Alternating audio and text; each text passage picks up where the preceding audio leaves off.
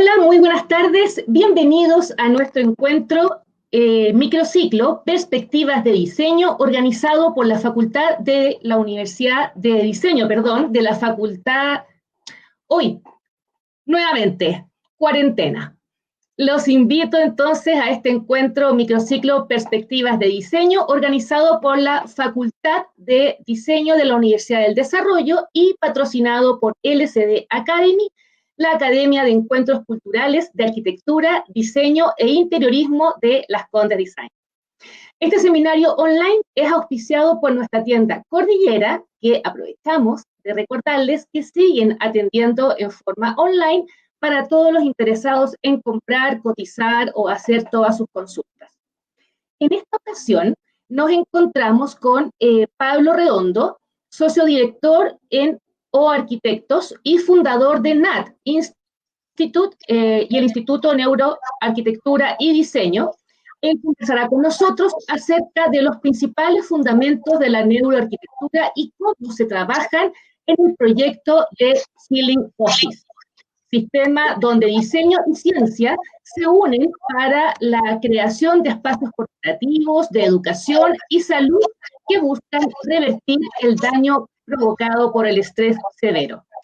Y antes de comenzar con este entretenido encuentro, esta entretenida clase magistral, quiero invitarlos a todos ustedes a que nos vayan dejando sus sugerencias, comentarios y preguntas, porque terminada la exposición de Pablo, él estará respondiendo. Así que ahí tenemos a Pablo. Hola Pablo, ¿cómo estás? Hola Patricia. Bienvenido, muchas gracias por aceptar esta invitación. Un poquito confundida, se me tupieron ahí la bienvenida, pero muchas gracias por aceptar la invitación, Pablo. No, mira, para mí un honor estar acá invitado y agradecerles, bueno, a ustedes, Las Condes Design, a la Universidad del Desarrollo, Coma, Cordillera, y darles las gracias porque es súper importante poder difundir estos temas y poder hablar estos temas, para que así de a poco puedan ser incorporados en nuestro quehacer diario y se vea reflejado en los proyectos que hacemos. Así que, justamente, que vayamos conociendo también y entregando conocimientos, que es tremendamente importante siempre entregar contenido, ¿no? Así es, así es. Así que, por favor, cuando quieras, parte y Pablo, y vamos a estar aquí recibiendo todas las preguntas y sugerencias que nuestra audiencia nos quiera hacer. Cuando quieras, Pablo. Ya, yo voy a presentar, bueno, antes que nada quisiera quizá aclarar, lo que yo les voy a contar ahora o hablar un poco en breve de qué se trata la neuroarquitectura y particularmente de un proyecto que nosotros estamos haciendo hace más de 2 años que se llama Healing Office, que está básicamente orientado hoy día a espacios corporativos, se los voy a explicar por qué, pero que también se aplica a espacios educacionales y de salud. Así que voy a empezar. Si hay algún error, me entenderán, esto es en vivo y pasan estas cosas, así que...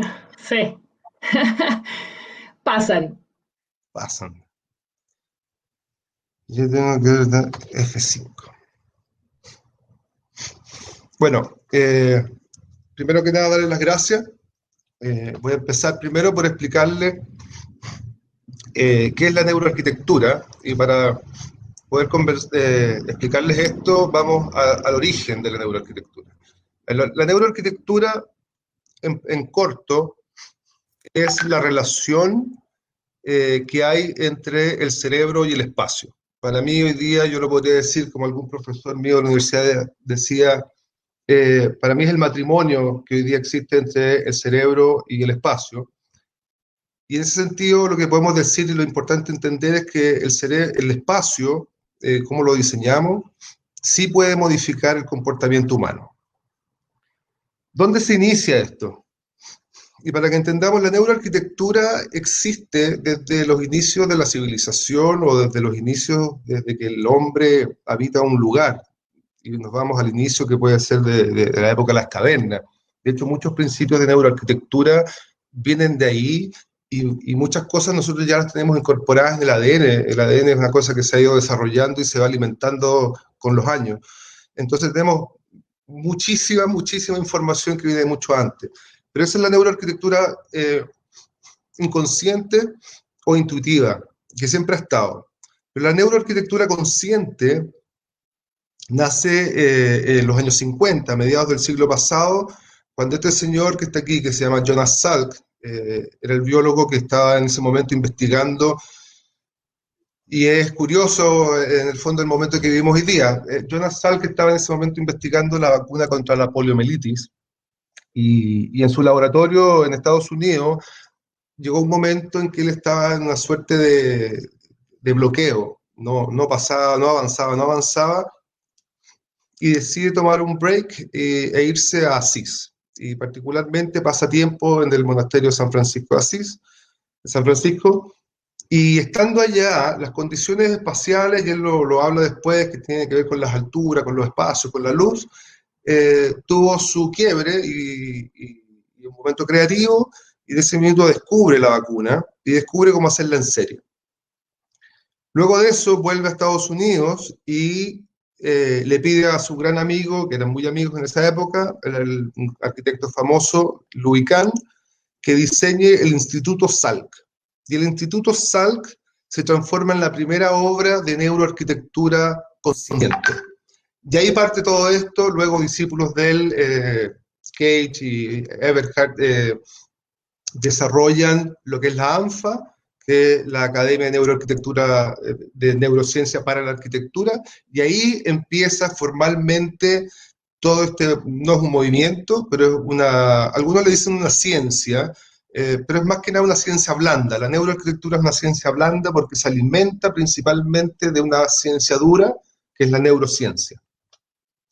Esta es una foto del Instituto Salk, que es una obra que es visitada constantemente y es como la meca de la gente que está vinculada de una u otra manera a la neuroarquitectura.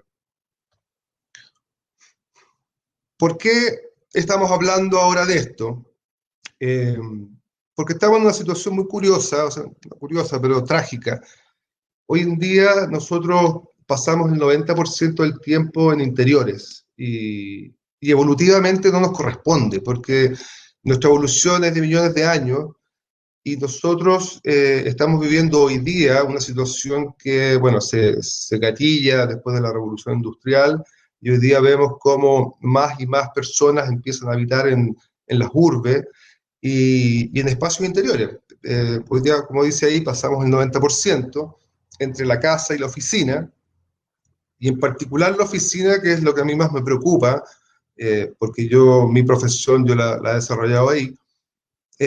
Pasamos demasiado tiempo y demasiado tiempo bombardeados de información, o sea, estamos en un mundo de sobreestímulo de distintos tipos. ¿Cuál es el problema? Que producto de esto, nosotros hoy día estamos viviendo, mira, a ver, siendo un corte, estamos viviendo la pandemia del coronavirus, que por primera vez todo el mundo hemos sido víctimas o estamos de alguna manera en contacto con una pandemia global en directo y de forma cercana.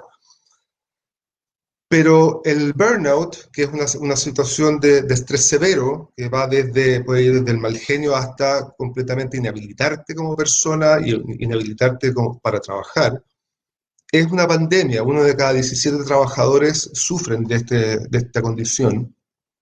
Y por la OMS es considerada la quinta pandemia de salud más importante a nivel mundial. Entonces, lo que nos hace entender que millones de personas mueren de esta pandemia, millones de personas mueren de estrés. Y esta pandemia es trágica porque ha existido durante décadas, existe hoy día y va a seguir existiendo. En la medida que nosotros no hagamos algo al respecto, la gente se va a seguir muriendo y es trágico. Y esto es un poco por la razón en que nosotros, desde la oficina o arquitectos, decidimos empezar a trabajar este proyecto que se llama The Healing Office. Y para poder hacer esto y poder tener más herramientas y más conocimientos, fue que creamos, junto con otros 16 profesionales que están repartidos en distintas partes del mundo, el Instituto de Neuroarquitectura y Diseño.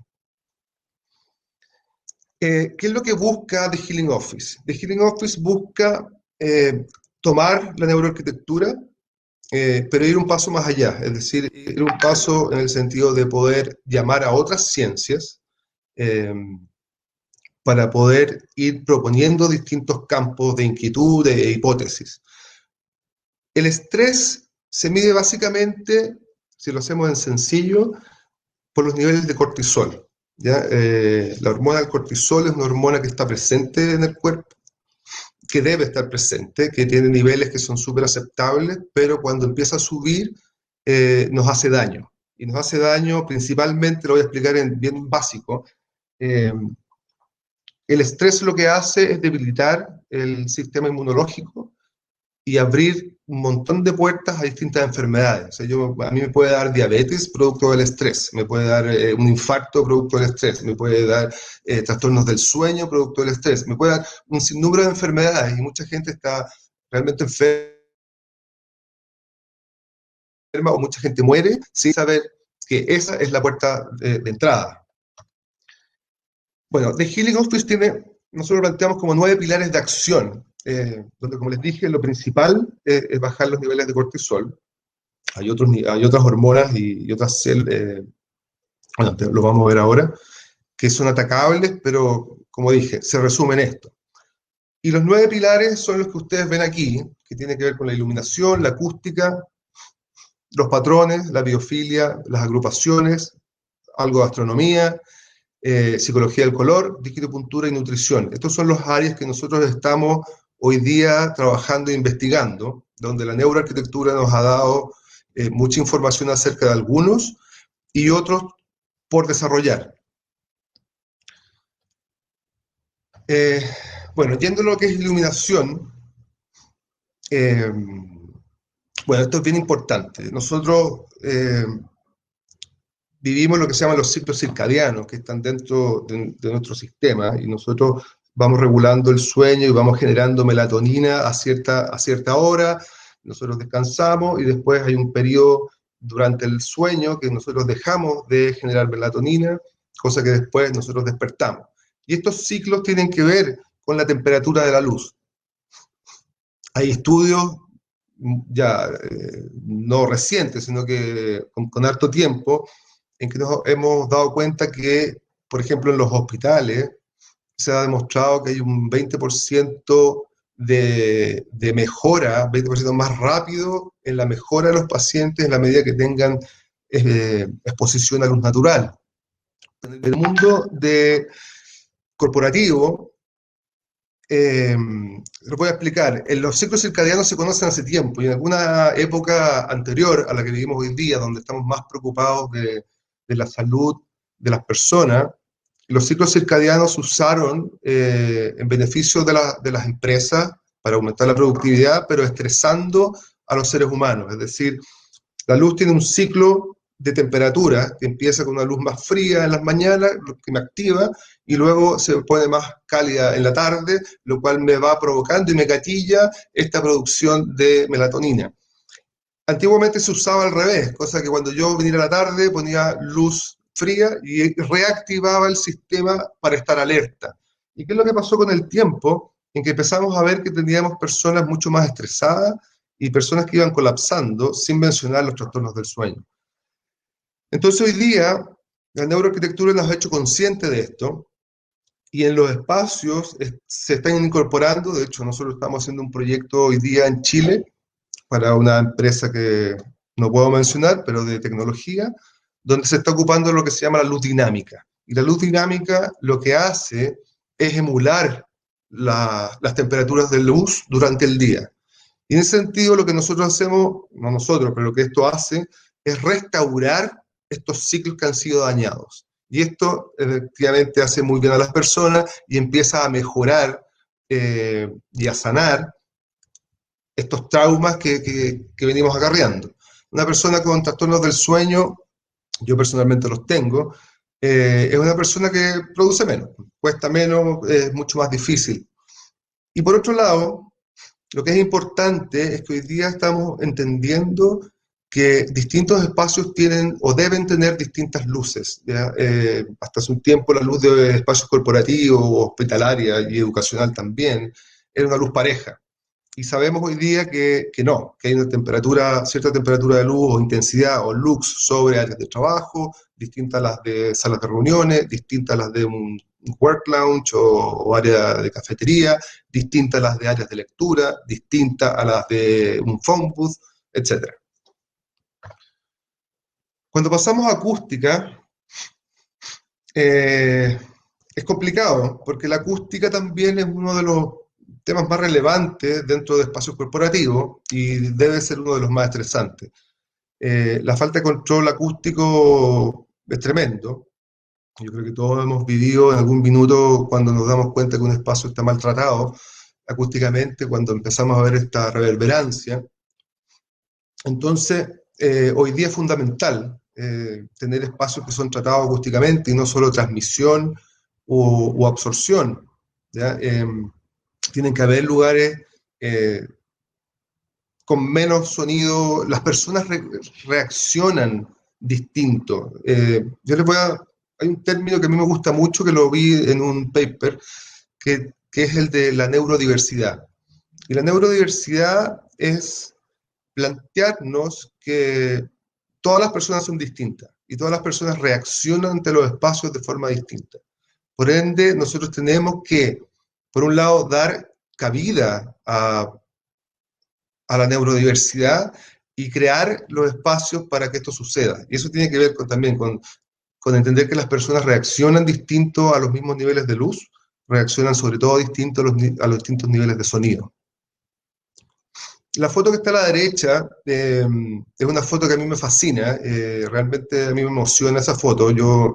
Fue una imagen que vi hace mucho tiempo en un documental, y la frase de Jonas Salk que dice: el mayor progreso está en lo que no se ve, a mí me gusta mucho. Esta foto es una foto de unas ballenas cazando, y lo bonito que tiene esto, que para mí representa mucho lo que es la neuroarquitectura en muchas áreas, o lo que es la biofilia también en muchas áreas, porque después se los voy a explicar un poco más profundo en lo que es la biofilia, pero la biofilia hasta hace un tiempo atrás se entendía como la presencia de plantas en los espacios, y la presencia de plantas la verdad es que está bien, pero la biofilia es el amor por lo vivo. Y en esta foto nosotros vemos todos los factores que la biofilia debe incluir, que tiene que ver con el color, que son aspectos de la neuroarquitectura, tiene que ver con la luz, tiene que ver con las texturas. Ustedes ven ahí el espiral típico de las formas de Fibonacci, lo cual uno cuando ve esto es realmente impactante. O sea, yo realmente me sorprendo y me emociono cuando veo que estas ballenas cazando crean este espiral. Y por último, ¿por qué la asocio al tema de acústica?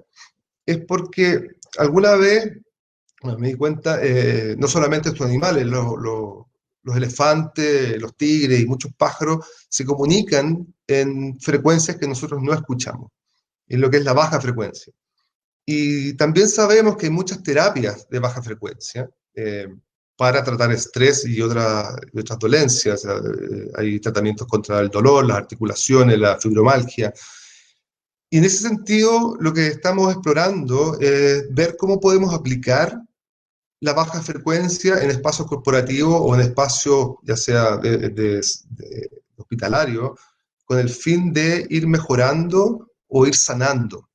Entonces, es un área que es lo no auditivo. Y lo no auditivo, como dijo, bueno, insisto, Jonas Salk, el mayor progreso está en lo que no se ve. Entonces, es un área súper importante. Está por un lado lo que sí escuchamos y cómo lo evitamos y cómo lo tratamos, pero por otro lado está en cómo tratamos y cómo usamos lo que no podemos escuchar. Esta imagen, vamos a pasar al área de patrones. Esta imagen son los patrones de las ondas gamma, beta, alfa, teta y delta, que son patrones que el cerebro genera, son los distintos estados de atención del cerebro, desde un sueño profundo hasta un estado de alerta. Y el cerebro, como bien sabemos, es capaz de generar patrones, pero a la vez es capaz de reconocer patrones. Y en ese sentido es como nosotros tenemos que ir investigando y viendo qué patrones nosotros podemos aplicar en espacios, ya sea a modo de gráfica o a modo de texturas o de ritmos, que el cerebro pueda ir reconociendo. Dentro de los patrones que todos, me imagino, a veces, y pido disculpas, a veces uno cree que todos entienden todo, o sea, uno cuando está muy metido en esto como que se va olvidando de cosas que tiene que ser más simple el explicar. Pero estos son los patrones de Fibonacci, de la secuencia numérica de Fibonacci, que está presente en muchas cosas en la naturaleza. Y esos patrones el cerebro los reconoce, porque como ven en la lámina de la izquierda, que es igual, se van creando armonías, armonías de composición. Y el cerebro reconoce estas armonías y reconoce estas relaciones. Por ende, cuando nosotros diseñamos, es súper importante ser súper meticuloso en que las composiciones no son al azar, sino que deben ser pensadas. Y si yo incorporo esto dentro de mis diseños, antiguamente yo tenía un profesor que decía que el ojo te tirita, y efectivamente, cuando no está bien armado, bien compuesto, el ojo tirita y provoca de alguna manera un desconfort o un desagrado. Cuando yo empiezo a ocupar los patrones, el ojo se calma porque reconoce los patrones. Nosotros somos capaces de reconocer una infinidad de patrones y sobre todo imágenes como los fractales. ¿Por qué? Porque están incorporados en nuestra biología. Nosotros somos muchos fractales. En ese sentido, por eso lo digo, es súper importante que nosotros vayamos incorporando estos patrones para que el cerebro los reconozca. Bueno, estos son imágenes de fractales. Bueno, esto es una imagen y por otro lado tenemos lo verde, que es la biofilia. También hay números que hablan de que la presencia de diseño biofílico o biofilia dentro de los espacios genera un 37% menos de ansiedad.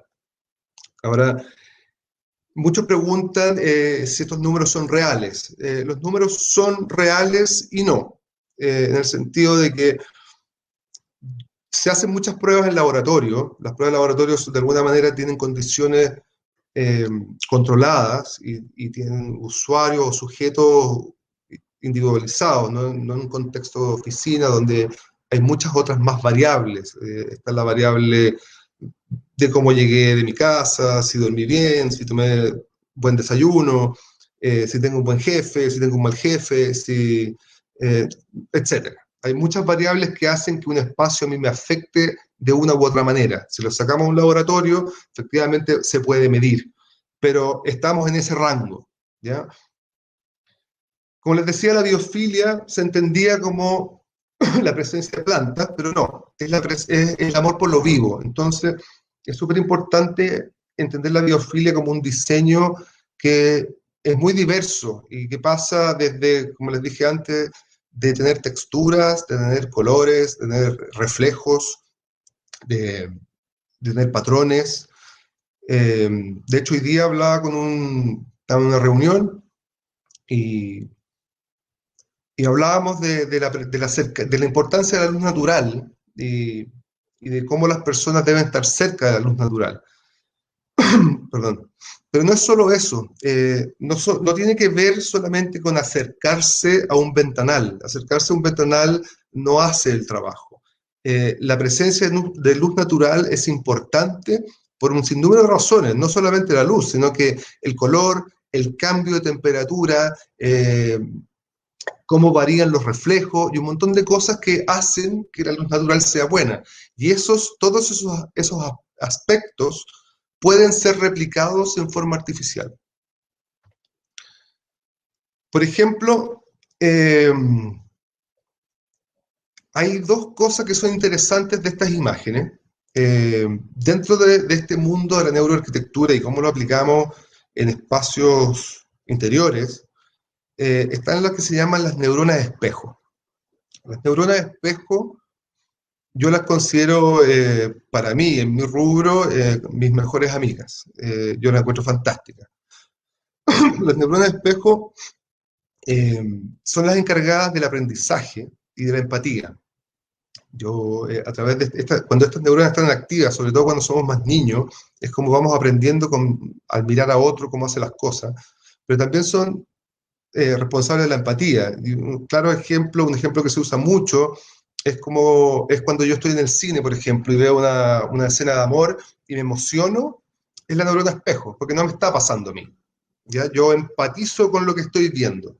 Y en ese sentido, cuando yo tengo, por ejemplo, la imagen esta de este hotel, esto es una feria, eh, pero está la imagen es una imagen que yo veo como si fuera una bahía, el mar, las nubes. La neurona espejo se encarga de que yo sienta lo mismo como si fuese real. Entonces, en ese sentido, muchas personas a mí me han preguntado, oye, Pablo, ¿es lo mismo poner una planta natural que una artificial? No, no es lo mismo, pero es bastante cerca. ¿Ya? La planta natural, lo que no da la artificial es que puede tener olor. Sobre todo cuando yo pongo flores en algún espacio, lo bonito que tiene y que nos da lo artificial es el olor, que es otro de los sentidos que nosotros deberíamos activar. Porque un buen espacio y un espacio correcto y que sana es un espacio que nos activa los sentidos y que los sincroniza. Entonces, en ese sentido, el olor es lo único que podría estar fuera, pero el resto es exactamente igual. Entonces, en ese sentido, no hay que tenerle miedo a lo artificial.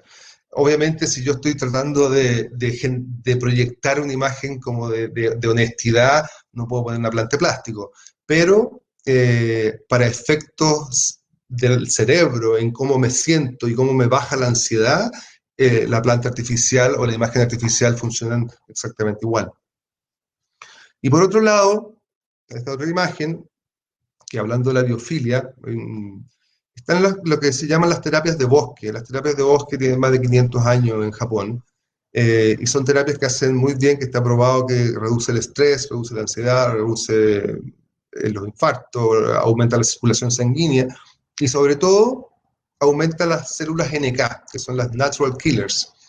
Y estas nos ayudan a fortalecer el sistema inmunológico. Ahora, las terapias de bosque son especialmente buenas porque los bosques generan fitoncidas, que son, yo los respiro y la verdad que entran en mi sistema y me fortalecen. Sin embargo, hay muchas otras cosas que componen la terapia de bosque y que tiene que ver con el senderismo, es decir, circulaciones tipo sendero, no lineales, fragmentación de la luz y texturas. Todo esto sí se puede hacer en espacios. Y este es un ejemplo también de biofilia, que es muy bonito. A mí alguna vez me preguntaron también de dónde me inspiro yo, dónde nos inspiramos en proyectos. Bueno, uno puede sacar su fuente de inspiración de muchas partes, pero a mí me gusta este ejemplo porque hace que nuestro trabajo también pueda ser entretenido. ¿Ya? Mira, este es un ejemplo de un buceo que yo estaba haciendo con mi hijo, que me gusta mucho salir con mi hijo a la montaña o bucear mucho. Y esta es una pequeña mantarraya que está en Pichidangui, a la cual le sacamos una foto y de ahí empezamos a ver un poco su geometría, y de su geometría, de estos círculos y la relación que tienen entre ellos, tamaño y distancia, lo transformamos en una lámpara. Y esa lámpara hoy día se está diseñando por un proyecto. Entonces, a lo que voy, uno de pequeñas cosas puede sacar diseño biofílico. De hecho, en este proyecto, la lámpara se está haciendo, probablemente nadie va a saber que viene de una mantarraya, pero es armónico al ojo y es armónico al cerebro. Entonces, en ese sentido, sí funciona y es diseño biofílico. Por ende, no son solo plantas, a lo que quiero ir. Ese es, por ejemplo, un render de esta misma lámpara. Entonces, esto muestra de cómo nos podemos ir nutriendo de nuevo diseño. Yo creo que mirar la naturaleza, sin duda, bueno, ha sido por siempre una fuente de inspiración, pero hoy día debiéramos mirar con más atención. De hecho, si ustedes ven al fondo de ese render, son unas lámparas neozelandesas, no me acuerdo ahora en este momento el diseñador, Tunbridge, que están basadas en organismos subacuáticos. Son súper bonitas. Ya, aquí entramos en sistemas de agrupación. La neuroarquitectura nos ha dado información sobre dos tipos de agrupaciones, que son las agrupaciones sociofugales, como ustedes ven ahí, y las sociopetales. Sin embargo, habla de este tipo de agrupaciones que funcionan para una u otra actividad mejor, pero no hay mucho desarrollo más. Entonces, Healing Office lo que nosotros estamos viendo es conversando con biólogos, que es un área que me interesa mucho, para que nos expliquen, en el fondo, cómo se asocian o cómo se agrupan las células cuando están en sanación o cuando están en enfermedad. Y aquí ustedes ven dos tipos de agrupaciones de células. La de la izquierda es una agrupación de células sanas, y a la derecha ustedes ven una célula en enfermedad, enferma. Y esto no es súper claro, o sea, yo veo esta imagen y obviamente me pasan cosas, o sea, siento de una manera distinta a la otra, y así es como tenemos que ir investigando, porque la biología sí nos puede dar mucha información de cómo yo me siento mejor, porque voy reconociendo geometría y formas, y en este caso, formas de agruparme. Aquí pasamos a una etapa que es bien interesante, es difícil de desarrollar todavía, pero sobre todo en interiores, pero sí existe en arquitectura hace muchísimos años, y bueno, ustedes ven ahí una imagen de las pirámides, en este caso las pirámides yo no estaba en Egipto, pero estaba en México, en Teotihuacán, y es impresionante ver cuando te explican la relación que tiene esto con los astros. Déjenme un segundo porque me están escribiendo, no sé si a mí. Ah, ya, puedo seguir. Como yo no los veo, no sé si me están haciendo señas o no. Entonces, la relación de las pirámides tiene que ver con la relación de los astros, y esto es lo que se llama la resonancia geométrica. Y la resonancia geométrica también tiene que ver con una resonancia energética. Ahora, hay áreas de la neuroarquitectura, súper importante decirlo, la neuroarquitectura siempre tiene que estar basada en ciencia. Aquí no hay nada esotérico, todo es estudiado y todo es probado. Y hay distintas áreas que están menos o más probadas por la neurociencia, pero sí por otras ciencias. Entonces, lo que nosotros estamos investigando ahora es cómo esta resonancia, la resonancia geométrica, puede ser aplicada a espacios. Es decir, cómo es una mesa a su sala de reuniones, o su sala de reuniones a la planta al edificio, y así, etcétera. Podemos ir creando distintas escalas, que es el principio también de los fractales. Los fractales es una unidad geométrica que se va repitiendo a distintas escalas.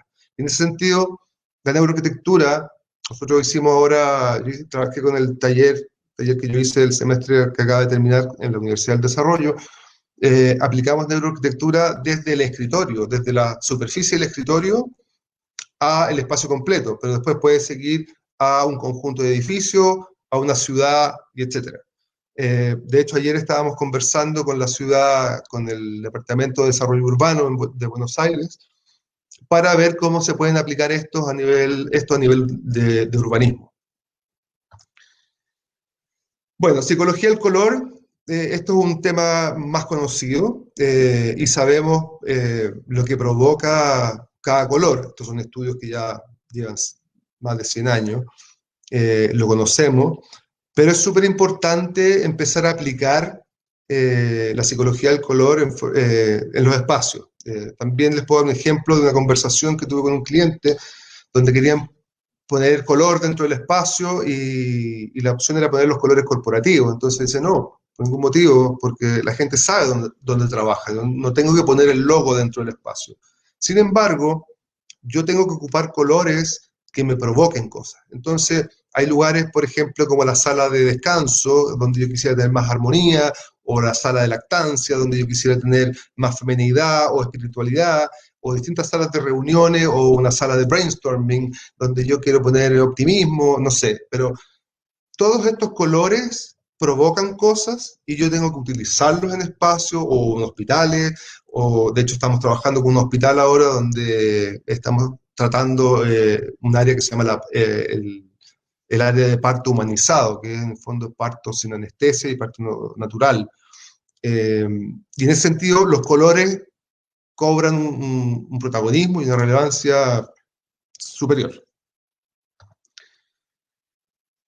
Dicho esto, y aquí viene se van cruzando los temas, que a mí me encanta esta parte, es cómo viene de vuelta la neurona espejo. Nosotros, una cosa que no podemos hacer en espacios corporativos, y casi ningún espacio donde haya muchas personas, más de una, es la aromaterapia. Y la aromaterapia sabemos que tiene muchos beneficios.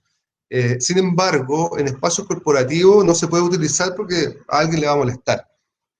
Pero al nosotros utilizar colores y utilizar imágenes, nosotros gatillamos esta neurona también, que me provoca el recuerdo. Por ende, yo puedo generar los mismos beneficios del aroma provocando el recuerdo del aroma. Y ahí es donde entra de nuevo esta neurona espejo que nos ayuda a conectar. Bueno, este es, como les decía, un poco de acupuntura. Yo creo que me estoy acelerando, no sé por qué es ni la hora, pero ya. La acupuntura es un área que generalmente la hemos visto ajena, como en una sala. Bueno, yo mismo me hago acupuntura, pero sí nos hemos dado cuenta que es súper importante que exista. Sobre todo, estamos explorando la posibilidad de incorporarla en las mesas, en los escritorios donde más pasan nuestras manos. Y en ese sentido hay que mapear el escritorio, ver cómo se mueven las manos, crear las zonas y ver cómo ciertos puntos, no tenemos esto desarrollado como a nivel de prototipo, pero ver cómo ciertos puntos de apoyo nos pueden ayudar bueno, a calmar, a mejorar, a disminuir el estrés o la circulación u otras cosas. Pero sabemos que es importante incorporarlo. Y por último, estamos hablando de nutrición. Yo les pongo esta imagen que es bonita. Bonita, yo lo pienso, porque esto tiene que ver con un estudio hecho en Inglaterra, eh, donde se analizaron sin número de personas, pero también se analizaron estas personas con un grado de estrés. Y ante una situación de estrés, tú siempre vas a escoger el brownie versus la manzana. Es decir, siempre vas a escoger una comida que no es tan sana versus la comida sana. Probablemente porque necesitas energía, pero esto sucede. Entonces, ¿qué es lo que pasa? Que es súper importante que en espacios corporativos o el que sea, donde hay alimentación, sepamos que el snack de la cafetería o del coffee area no basta con que me regalen cosas. Es súper importante que sean ciertas cosas. Y ciertas cosas me provocan mayor malestar o mayor beneficio, pero es súper importante saber cuáles cosas. Y de hecho, dentro del espacio de nutrición, nosotros hemos estado investigando lo que se llama brain food, y hay un sinnúmero de comidas o bueno, comidas, se me van las palabras, que efectivamente ayudan a la sinapsis del cerebro, es decir, ayudan al mejor funcionamiento del cerebro. Entonces, si nosotros tomamos esto y lo incorporamos dentro de los espacios y incorporamos todos estos factores que yo les he dicho o que he explicado rápidamente en este rato, nosotros vamos a ser capaces de, por un lado, bajar el cortisol, provocar un mejor performance de nuestro organismo completo, y en ese sentido crear personas, por un lado, más felices, pero por el lado que a mí más me importa, y con esto termino, es disminuir o ayudar a que no siga propagándose esta pandemia, a crear personas que tienen niveles menores de estrés, que tienen menor ausencia laboral, lo cual les conviene a todos, pero personas más sanas y que en el fondo, bueno, no se sigan muriendo.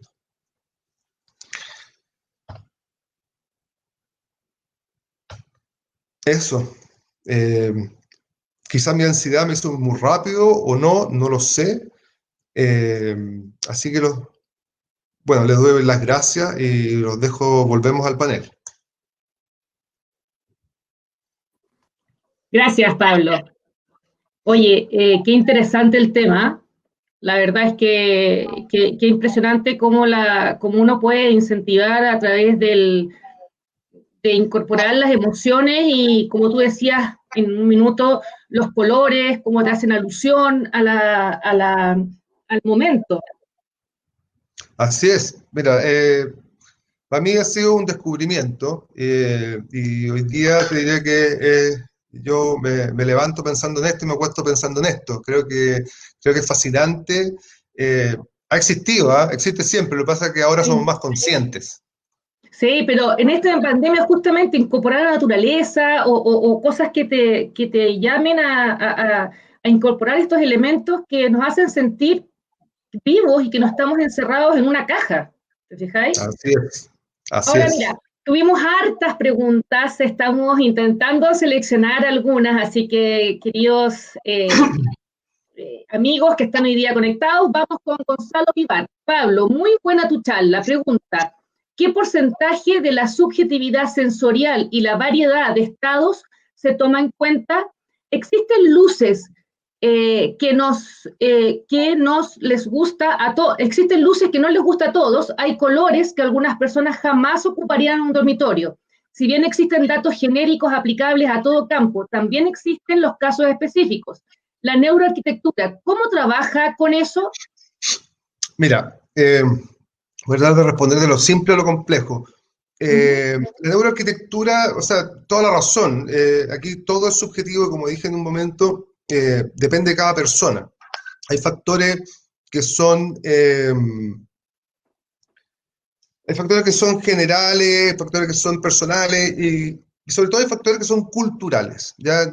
Aquí no hay regla, la neuroarquitectura no se puede aplicar si es que tú no incorporas el valor cultural, porque eso te puede echar a perder todo.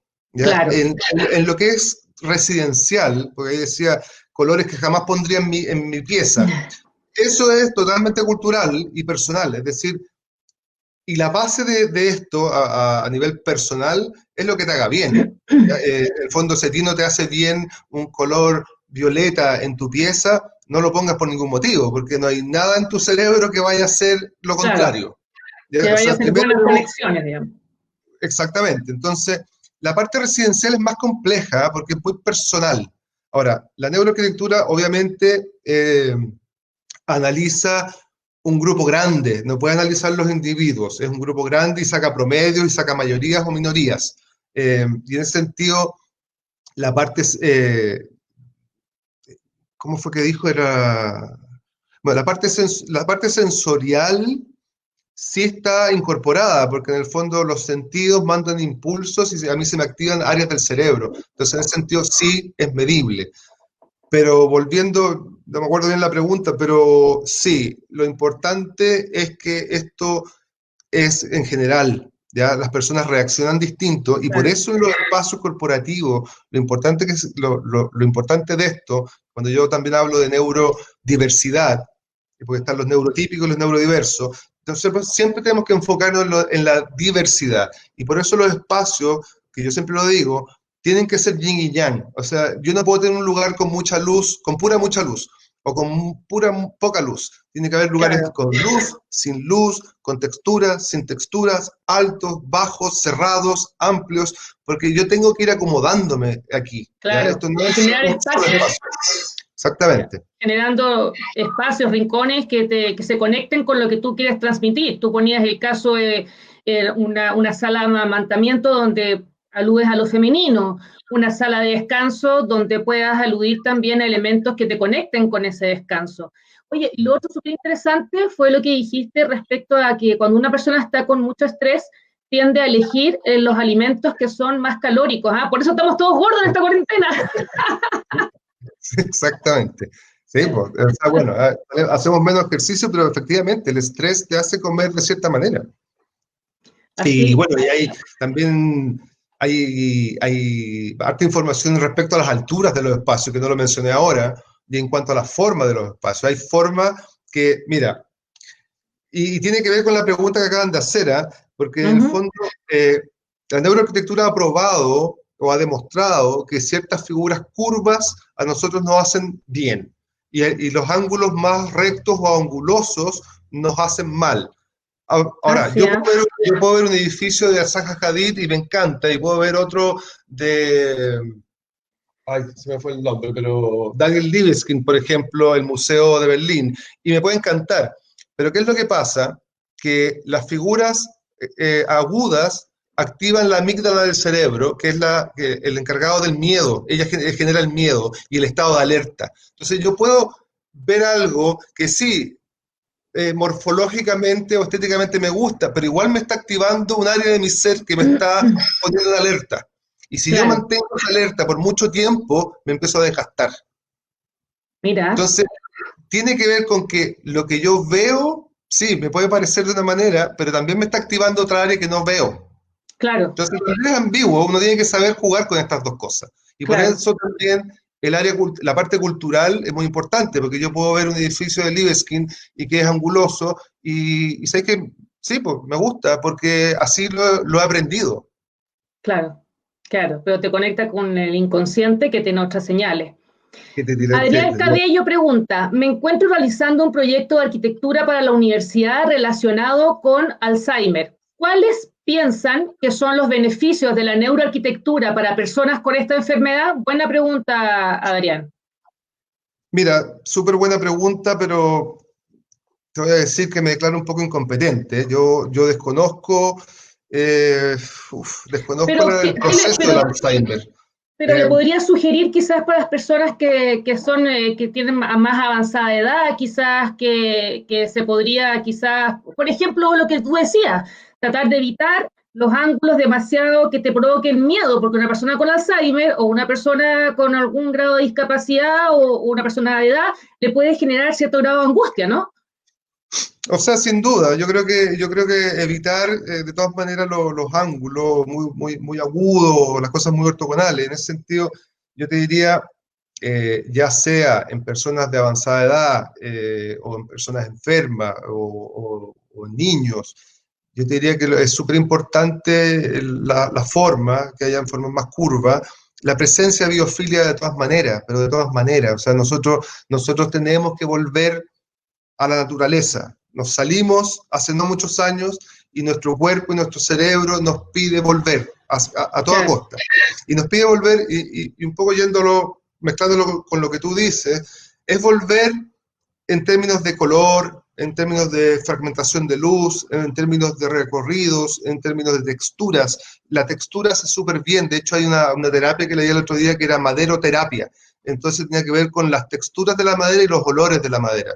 claro. En general, y te diría que ahora que estamos hablando de esto, se me ocurre, yo creo que si yo tuviera un pariente con Alzheimer y quisiera crear un espacio para esta persona, trataría que sea lo más amigable posible en ese sentido, pero ojo, es activar los sentidos. Si tú activas los 5 sentidos, vas a tener un lugar increíble, Claro, y increíble. que le va a aportar a la salud mental, justamente. Entonces, el ruido del pajarito, el aroma Claro. a algo, la vista, el tocar, el saber comer. En general, yo te diría que en general, si uno pudiese activar los sentidos, uno tiene un espacio que es mucho más armónico con uno mismo. Claro. Vamos con Sebastián. Sebastián pregunta, ¿estas abstracciones asociadas a la biofilia funcionan en cuanto al común y corriente de la gente? Con todas las personas, con absolutamente todas las personas. Nosotros somos naturaleza, nosotros somos patrones, nosotros somos fractales, nuestras células se comportan de la misma manera, las células de agua, etcétera, se comportan de la misma manera. Nosotros somos naturaleza. Entonces, sí, afectan a todas las personas. Es como volver un poquito al origen del ser humano, ¿no? Absolutamente, o sea, y más que el origen, o sea, es un origen que no está tan atrás, o sea, Claro, está hace 400 años. a nuestro ADN, Está dentro de nuestro ADN en la mayor parte, si nosotros no hemos claro, evolucionado para estar en interiores. Si ese es el gran problema. así es. Andrés pregunta, ¿cómo implementar en la medida de lo posible estos aspectos en la vivienda social? Un tema no menor, porque las viviendas sociales sabemos que son espacios reducidos y donde quizás alguna gráfica que se pueda poner en un muro o algún muro verde o no sé, algo así. Sí, mira, yo te diría que la vivienda social tiene, bueno, lo vimos en alguna película, no me acuerdo cómo se llamaba, pero la acústica es súper importante, o sea, creo que mantener trabajar que haya al menos un panel acústicamente tratado para que no haya transferencia de sonido entre vivienda y vivienda. Uno de los grandes problemas de la vivienda social tiene que ver con esa promiscuidad acústica. Eh, que eso lo que hace al final del día, que me pasó cuando estudiaba, bueno, estaba estudiando otra cosa, temas de agua, pero, pero tiene que ver, nos dimos cuenta ahí que es súper importante la dignidad, ¿ya? Y sobre todo en temas de vivienda social. La dignidad es súper importante porque te han quitado casi todo, o sea, tienes poco. Y en ese sentido es súper importante cuidarla. Y el tratamiento acústico de uno con otro es fundamental. ¿Ya? Porque yo ahí entiendo que yo estoy en mi lugar y no estoy siendo compartido por el resto. Entonces, ahí se provoca un tema súper importante. Yo diría que la O, acústica es fundamental. Y o por sea, otro lado, sería importante tomar en cuenta en las construcciones, al momento de construir, ¿no? Que por lo menos tuviera un grado de aislación que te permitiera jugar con todos los elementos que tú nos estás diciendo. Dentro de ellos el sentido del sí, oído, y que no escuchar. haya transmisión, en este caso es transmisión acústica más que absorción. Claro. Y por otro lado, yo diría la luz, o sea, que haya luz. Es re importante. Y habría que ver, bueno, habría que ver cuáles son investigar un poco más en cuáles son los materiales que son más adecuados. Quizás la madera, ahí insisto, temas culturales, quizás la madera es entendido como pobre o el desde o un lujo. Te das cuenta que dependiendo del Sí, usuario, una cosa puede significar algo completamente distinto. Entonces, para el justamente. caso, habría que estudiar. Mira, yo te voy a contar yo sé que estamos en corto tiempo, pero a lo que voy. Estábamos estudiando hace mucho tiempo temas de uso de agua en campamentos y nos dimos cuenta de pronto que no tenían agua, no había agua de baño, no había agua potable, no había ningún tipo de agua, ni para lavar los platos, nada. Sin embargo, habían 2 lavadoras de ropa en todas estas casas del campamento. ¿Y qué es lo que nos dimos cuenta mirando y observando? Es que para ellos, que el niño fuera al colegio con el uniforme limpio, era el tema más importante porque les devolvía la dignidad. Ellos eran Claro. impecables como familia. Entonces, y a eso voy. Creo que cada proyecto hay que analizarlo por sí solo y no dar por hecho que un material puede provocar lo mismo, porque ahí hay factores culturales. Eh, Totalmente. Obviamente gráficas funcionan y colores funcionan, pero habría que ser también ir un poco, no te puedo dar la respuesta aquí Ir un poco ahora. más allá, ir a pensar bien el proyecto, tratar de tomar todo en cuenta, como tú dices, la transmisión acústica y tantos elementos más. Ujú. Catherine pregunta, ¿existen algunos elementos claves que podamos aplicar a zonas de aprendizaje en niños, como escuelas o centros culturales? Chuta, sí. Sí, de todas maneras, yo diría que a mí me ha tocado trabajar o ver este tipo de situaciones. La biofilia, sobre todo, es súper importante en colegios, presencia de naturaleza, en los cuales no lo tienen, sobre todo colegios urbanos, que hay poco, no estamos hablando de los grandes colegios, sino que estamos hablando de los colegios en general. Sí, claro. Eh, Texturas, formas, curvas, felicidad, ¿ya? Pero hay un tema que es súper, súper relevante, que va justo con la luz natural, que es el aire. ¿Ya? Yo he visto muchos casos donde la renovación de aire es muy por debajo la normativa chilena, que ya es mala. ¿Ya? Entonces, eso provoca que los niños no tengan menos oxígeno y por ende después no se sorprendan si no aprenden mucho. ¿Ya? La renovación de aire yo diría que es fundamental en espacios de educación. Sí, qué interesante y qué amplio, qué manera de abarcar tantas áreas de nuestra psiquis, ¿ah? Absolutamente, pero tenemos que partir porque el cerebro funcione. Si no tiene Claro, oxígeno, no hay nada que hacer. Entonces, tenemos que justamente. partir con la renovación de aire, tenemos que seguir con la iluminación, luz natural lo más que se pueda, no estresar con la luz, ojalá, como te decía, haya iluminación dinámica, donde los cabros sí pueden ir con sus ciclos, porque, Claro. o sea, yo veo ahora alrededor y todos tienen trastorno del sueño. Es como, lo lógico. El que duerme bien es el raro. Entonces, venimos hace mucho tiempo destruyendo ese sistema. Crick Falusi pregunta, actualmente se está utilizando bastante los acabados del hormigón en bruto, por ejemplo en las nuevas líneas de metro, que es muy concurrido. ¿Sería ideal generar un ambiente más amigable, por decirlo de alguna forma, en ambientes masivos como este? Yo no sé, ¿ah? Yo personalmente creo que no. Creo que bueno, el metro responde a otras cosas, probablemente mantención, pero tampoco uno pasa mucho tiempo adentro de una estación de metro, como para decir, oye, ¿sabes que ya, esto me va a provocar algo? Yo te diría, yo Claro. me concentraría mucho más en espacios de mayor permanencia, como son las oficinas, los hospitales, los colegios. En una estación de metro yo creo que nunca he estado más de 5 minutos. Claro, es como en tránsito, digamos. Absolutamente. Sí. Perfecto. Veamos si tenemos alguna otra pregunta. Esa Javi está Núñez, buena. ¿el Feng Shui se conecta con la neuroarquitectura? Javi, tocaste un punto súper importante. La neuroarquitectura rechaza profundamente el Feng Shui. ¿Por qué? Porque son científicos. El Feng Shui no tiene base científica aún. ¿Ya? Es un área que se maneja principalmente sobre lo que es la energía, y la neuroarquitectura, ya que se nutre de la neurociencia, son ciencias duras. Por ende, dentro del mundo de la neuroarquitectura es casi como un sacrilegio, o sea, por ningún motivo. Pero, por otro lado, está la física cuántica, que ha demostrado que nosotros somos energía en movimiento y en vibración.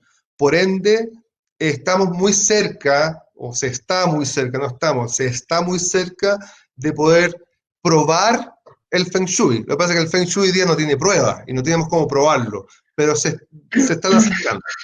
Sí. Ahora, Perfecto. se puede utilizar, pero para callado, digamos.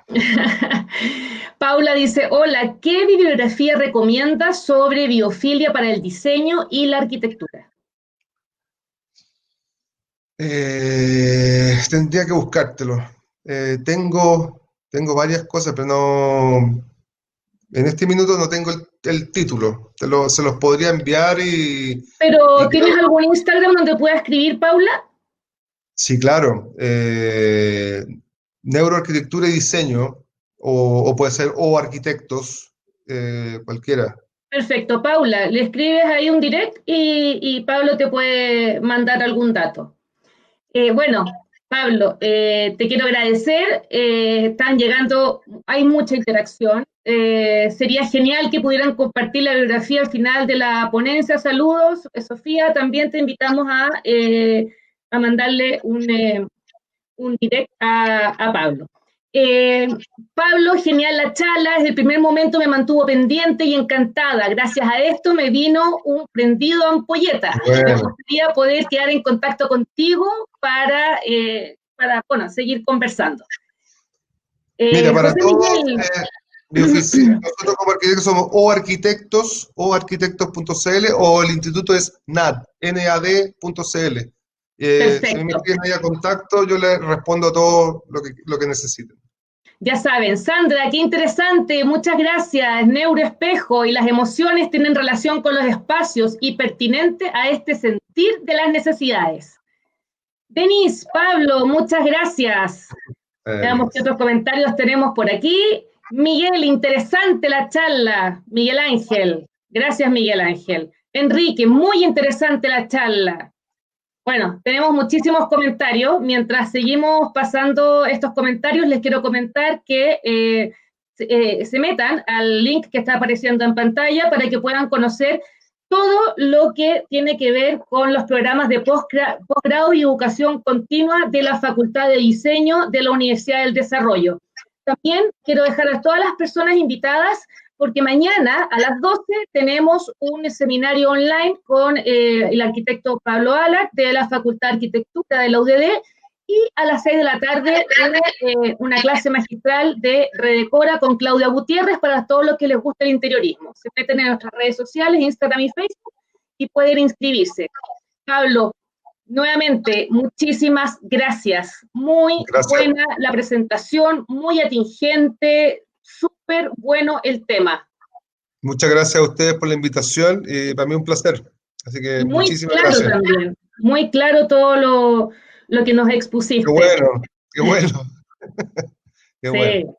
Agradecer también a la Facultad de Diseño de la UDD y también a nuestro auspiciador de hoy, Cordillera, que sigue atendiendo online para lo que necesiten, y a Coma y al equipo de LSD Academy. Así que un abrazo grande a la distancia. Que estés muy bien, Pablo. Muchas gracias a todos los que nos acompañaron hoy día. Buenas noches. Chao.